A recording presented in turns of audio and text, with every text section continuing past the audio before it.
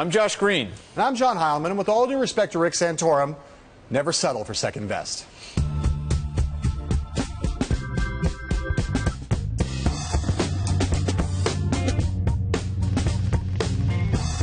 Happy National Grape Popsicle Day, sports fans. In our lineup tonight, Hillary Clinton's cleanup and Loretta Lynch's cleanup. But first, Rick Santorum is ready to roll. Keep an eye on this magic box in the corner of your screen. That's the Santo Cam. Santorum is near his childhood home in Cabot, Pennsylvania, to officially jump into the 2016 race. Though Santorum was the runner-up to Mitt Romney in 2012, he starts this time where he started last time, at the bottom of the heap. And the Republican field is a lot tougher now than it was then. Josh, Santorum today told ABC that he's ready to do this thing again, but differently this time. Is there any chance that you can see that Rick Santorum can be a first-tier candidate again?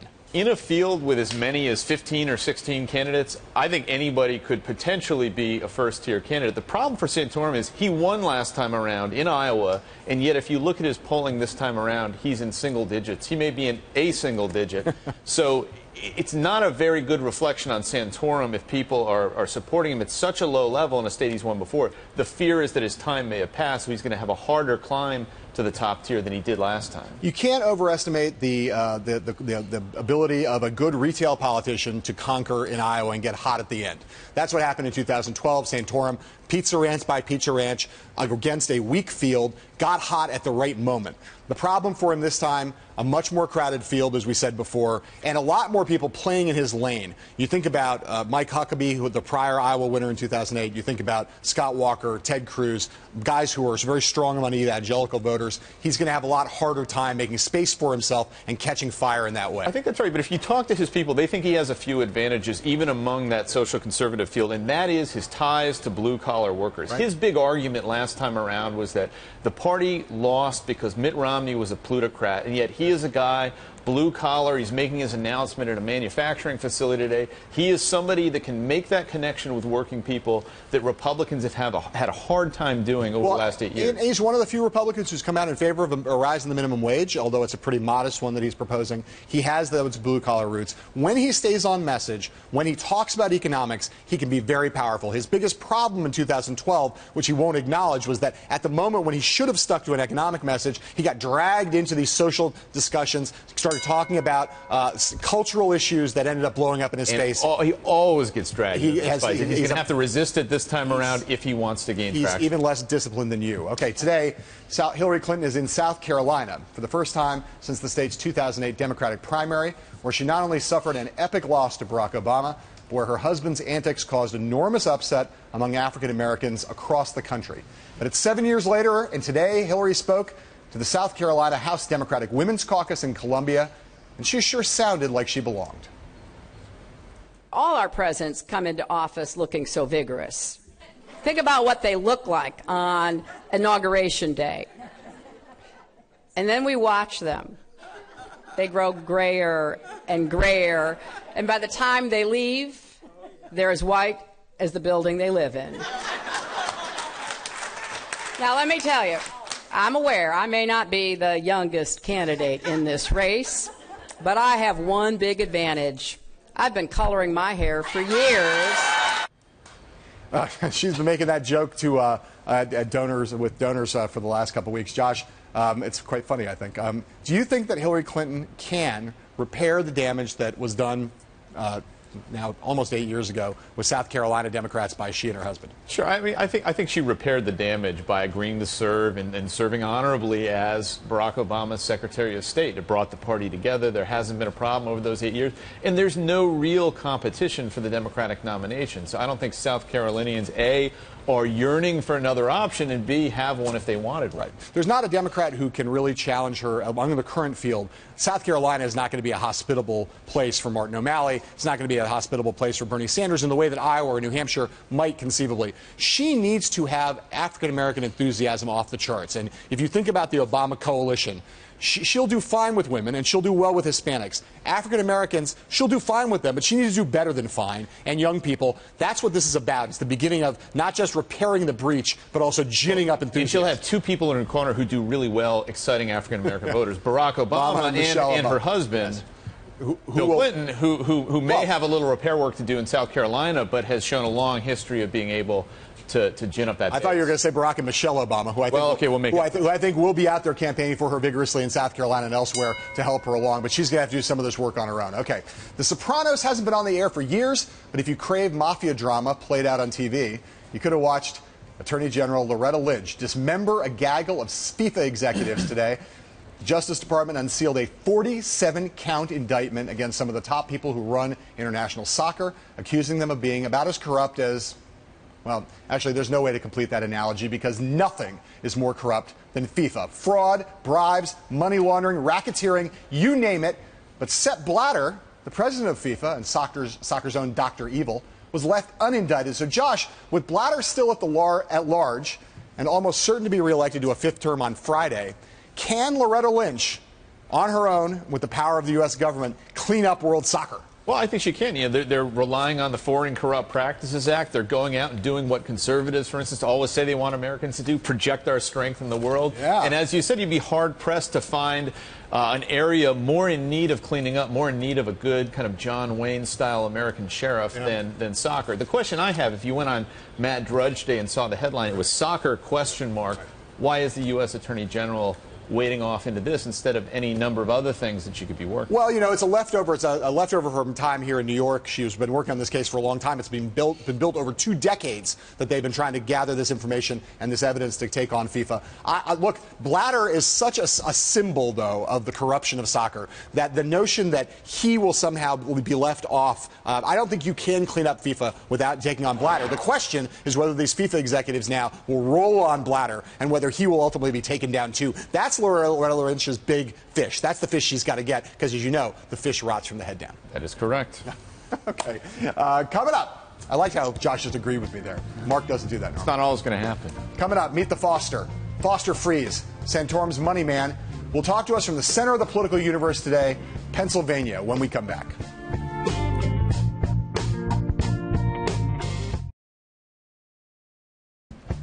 Rick Santorum is about to get things going in Cabot, Pennsylvania.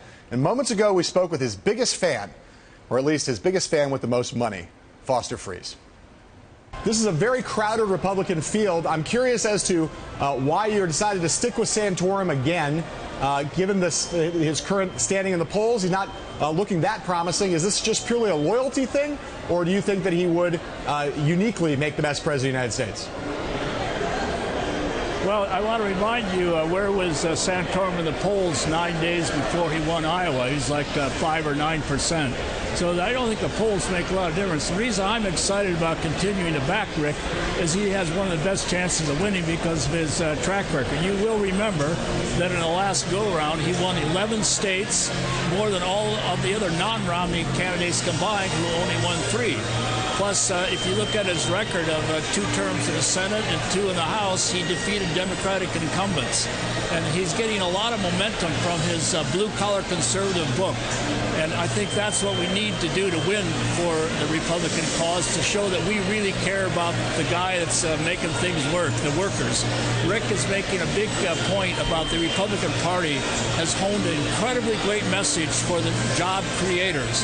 Foster, I don't know if you can hear me with the crowd noise in the background, but the conventional wisdom coming out of Iowa is that there are really 3 tickets. Does Rick Santorum need to finish in the top 3 in Iowa in order to be a viable candidate? Well, I don't know the political machinations. I just remember when McCain basically ran out of money and didn't have staff, and he shows up in New Hampshire carrying his own suitcase. So I think it's more an issue of the longer haul, and we'll see what happens in Iowa. And I just think Rick has a powerful message to our country. Not only is he speaking to the American worker and the blue-collar worker, and not just to the elite in our country, but he's also speaking to the basic threat that we have in America, which is that of the global jihad movement. Very few of the other candidates have ever been named in the ISIS magazine as an enemy. Right. So Rick has got a high profile in the fact that of the issue of our generation, more important than immigration, health care, climate change, whatever you want to mention.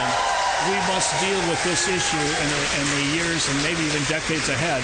And he's been writing about the conversations and cooperations, in fact, between Ahmadinejad of Iran, previous president, and also Chavez, where they put up in a lot of jihadist camps throughout all South America. So Rick has all three of the Reagan legs. Number one, he has the national security by reflecting the fact that he's very active in this area of dealing with the global jihad movement.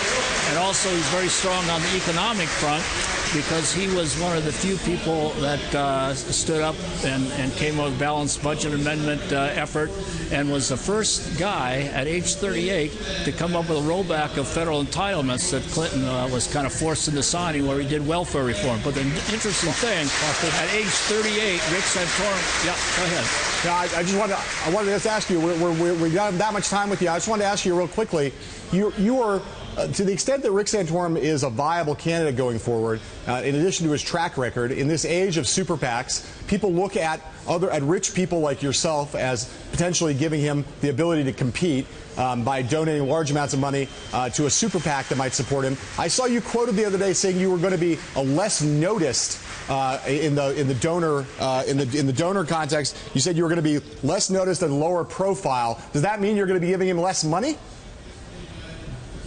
Well, what it means is ever since last session, I was a little naive and pretty open about my giving, and I was getting requests to fund dog catchers of little towns in Missouri. So I think I want to be a little more profile, and the amount of money I'm going to give is kind of between myself and my family and Rick. And I just want to mention that I guess some indication of my support from him is my charter flight cost me $26,000 to come out here to be with him and interview with you. Right. So I just want to let you know that I believe he's got enormous support. He's had 120,000 donors from his first run as congressman. So what is nice about Rick's effort, I think it's going to be a lot more grassroots than for the big money guys. And so everybody might have big money guys, but yeah, does that mean you're going to be you're going to be supporting him less generously than you did last time? No, I'm not saying that at all. I'm just saying I like to keep my financial plans to myself, and that by giving, you'll find out my giving. Maybe if you work real hard, but I'm going to make it hard for you to find out where I'm giving and how I'm giving. But I think the exciting thing is the grassroots aspect of Rick's campaign. Right. Standing behind me at his rally, there's people here way up in Cabot, Pennsylvania, a little tiny town up here in Pennsylvania. There's 36 different states represented, from people big. There's about 15 people came up from Dallas, Texas. I met people from Florida. And the amazing thing about Rick Santorum that people are craving is authenticity. Right. We have so many people in the political environment who shift their positions depending on what's popular. Rick stays with his position because he thinks is great for the country and great for the American worker. All right, Foster. I think that's going to resonate very powerfully. Foster, we're going to have to leave it there. Thank you very much for taking the time to talk to us today.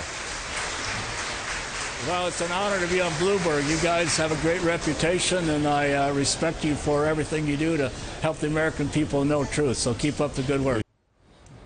Our thanks again to Foster Friess. When we come back, Rick Santorum's speech live after this. Rick Santorum's announcement speech is now underway near his childhood home in Cabot, Pennsylvania. Yes, Let's listen. Here in southwestern Pennsylvania, the epicenter, we lost over 100,000 jobs in what seemed to be overnight. That has to and did leave a mark on all of us. Afterwards, big government and big business told our workers that times had changed. American workers could no longer compete with low foreign wages, and that those jobs were gone forever. Well, what about those politicians? For all those years, what did they do? What did they do for communities across this area and across this country in small-town America? They had no plan, and they provided no hope. And to that I say, no longer.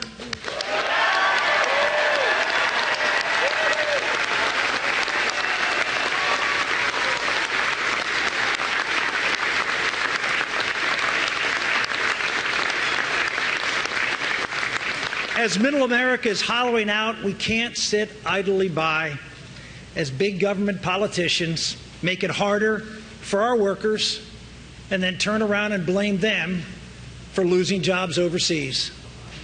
Working families don't need another president tied to big government or big money. And today is the day we are going to begin to fight back.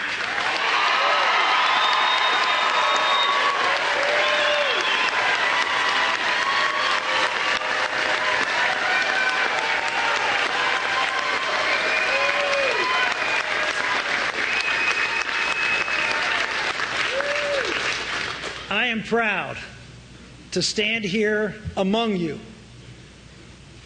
and for you, the American workers who have sacrificed so much, to announce that I am running for President of the United States.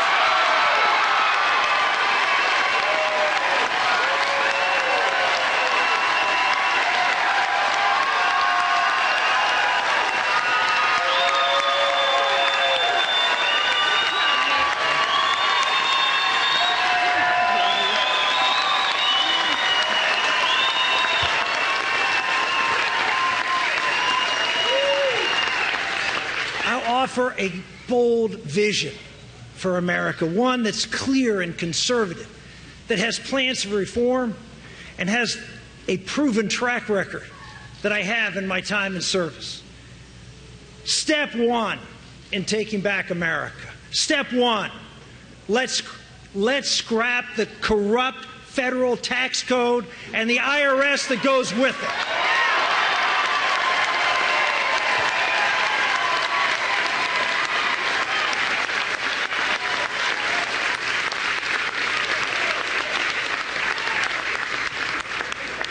It's time to give America a simple, fair, flat tax.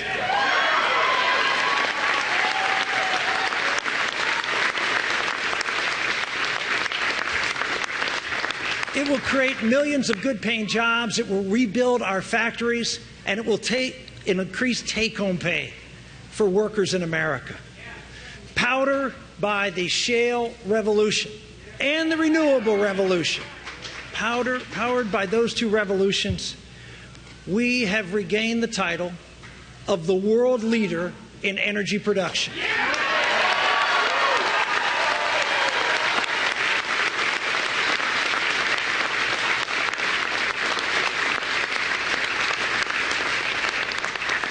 With low-cost energy and our bold plan, I promise you, we will regain the title of a leader in world manufacturing.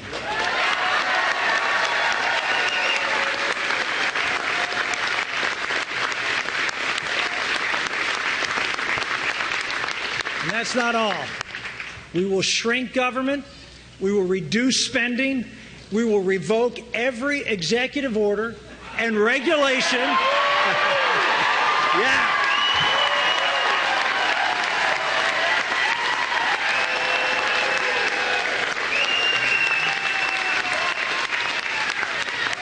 We will revoke every executive order and regulation that cost American jobs.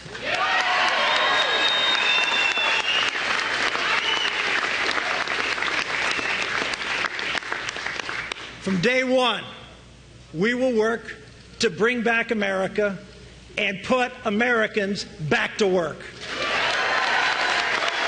That was Rick Santorum doing his announcement speech. Josh, what'd you think?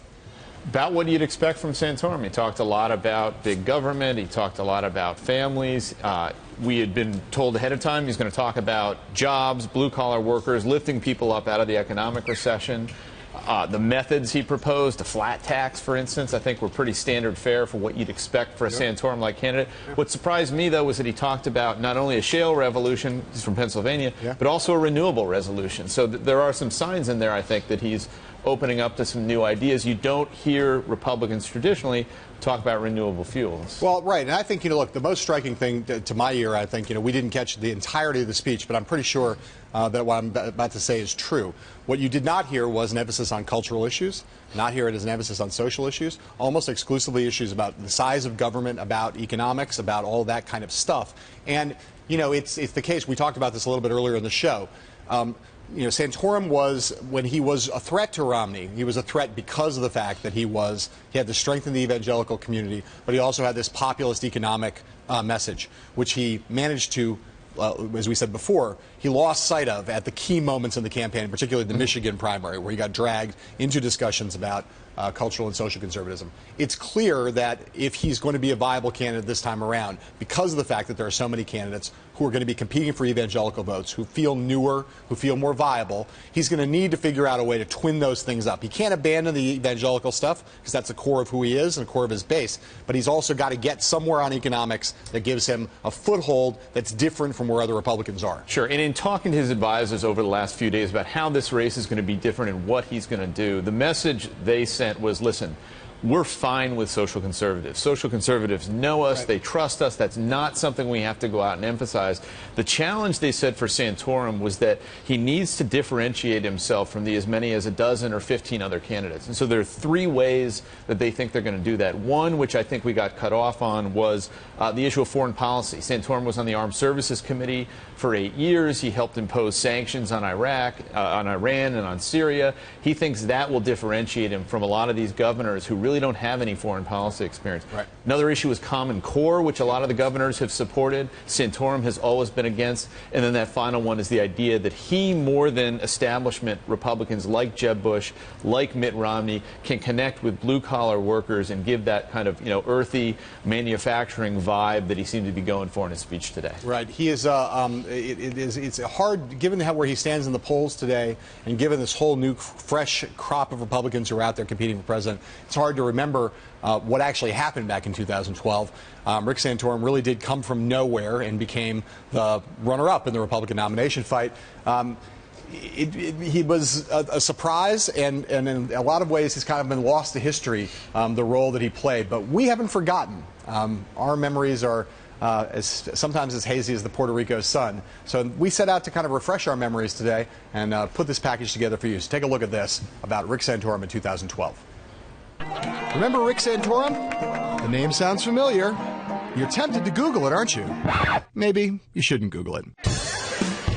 Sure, the Pennsylvania senator and 2012 Republican runner-up is polling around the margin of error in Iowa and across the country. But that's Santorum's sweet spot.